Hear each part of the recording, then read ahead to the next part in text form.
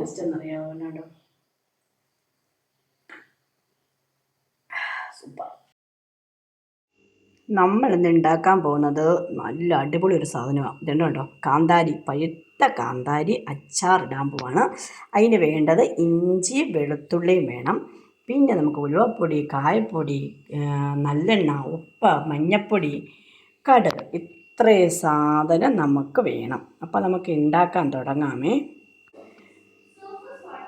ഇത് വന്ന് പച്ചക്കാന്താരിയാണ്. അപ്പോൾ ഈ കാന്താരി നമുക്ക് ഇങ്ങനെ എടുത്ത് അടച്ചങ്ങ് വെക്കുവാണെങ്കിലുണ്ടല്ലോ, അവിയലിൻ്റെ അകത്ത്, തോരൻ്റെ അകത്തൊക്കെ അരയ്ക്കാം. ഇനി ഇത് നമുക്ക് ഉടനെയൊന്നും കിട്ടത്തില്ല. ഇത് ഞാൻ വീട്ടിൽ നിന്ന് കൊണ്ടുവന്നതാണേ. അപ്പം നമുക്ക് ഉണ്ടാക്കാൻ തുടങ്ങിയാലോ. അപ്പോൾ ആദ്യം തന്നെ ഒരു പാൻ അടുപ്പത്ത് വെച്ച് കൊടുത്തിട്ട് നമുക്ക് ഇത് നല്ലെണ്ണയ്ക്കകത്തല്ലേ ഉണ്ടാക്കേണ്ടത്. നല്ലെണ്ണയ്ക്കകത്ത് ഉണ്ടാക്കുകയാണെങ്കിൽ കേടാകാതിരിക്കുവേ, അതുകൊണ്ടാണ് കേട്ടോ ഞാൻ ഉണ്ടാക്കുന്നത്. കുറേ നാളിരിക്കും. ഇതിൽ അച്ചാറൊക്കെ നല്ലെണ്ണയ്ക്കകത്ത് ഉണ്ടാക്കുന്നതില്ലേ നല്ല ടേസ്റ്റ്, അതുകൊണ്ടാണ് കേട്ടോ.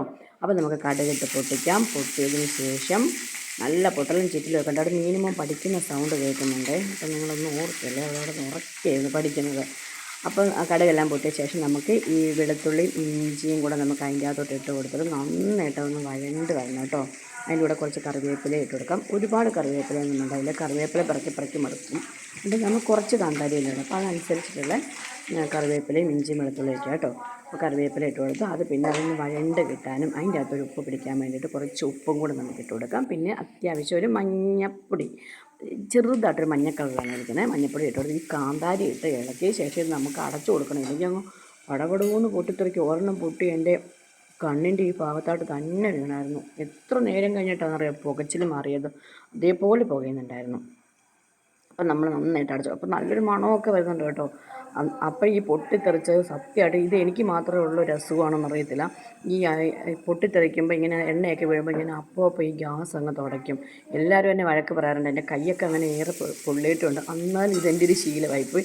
ആ എണ്ണ അപ്പം അവിടെ നിന്ന് തുടച്ച് മാറ്റിയില്ലെങ്കിൽ എനിക്കെന്തോ പോലാണ്. അതുകൊണ്ട് ഞാനങ്ങനെ തുടച്ച് മാറ്റിയായിരുന്നു കേട്ടോ.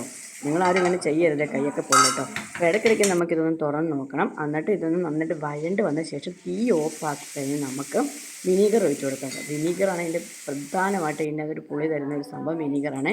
പിന്നെ നമുക്ക് കുറച്ച് കായപ്പൊടിയും ഇട്ട് കൊടുക്കണം. അതിന് ശേഷം നമുക്ക് ഉലുവ പൊടിച്ച് വെച്ചിട്ടുണ്ട്, വറുത്ത് പൊടിച്ച് വെച്ചേക്കുന്നത്, അതും കൂടെ നമുക്ക് ഇട്ട് കൊടുക്കണം കേട്ടോ. എന്നിട്ട് ഇതെല്ലാം കൂടെ നന്നിട്ട് മിക്സ് ചെയ്യുക. ഉപ്പും അരിയും പുളിയൊക്കെ ഉണ്ടോ എന്നൊക്കെ ടെസ്റ്റ് ചെയ്ത് നോക്കണം കേട്ടോ. ഇതിൻ്റെ ഇടയ്ക്ക് ഞാൻ പറയാം, നിങ്ങളെല്ലാവരും എൻ്റെ ചാനലൊന്ന് സബ്സ്ക്രൈബ് ചെയ്യാനും ലൈക്കും കമൻറ്റും ഇടണേ. അതിൻ്റെ കൂടെ തന്നെ ഹൈപ്പ് ചെയ്യാനും മറക്കല്ലേ കേട്ടോ. നിങ്ങളുടെയൊക്കെ സപ്പോർട്ട് ഉണ്ടെങ്കിലല്ലേ എനിക്ക് മുമ്പോട്ട് പോകാൻ പറ്റത്തുള്ളൂ.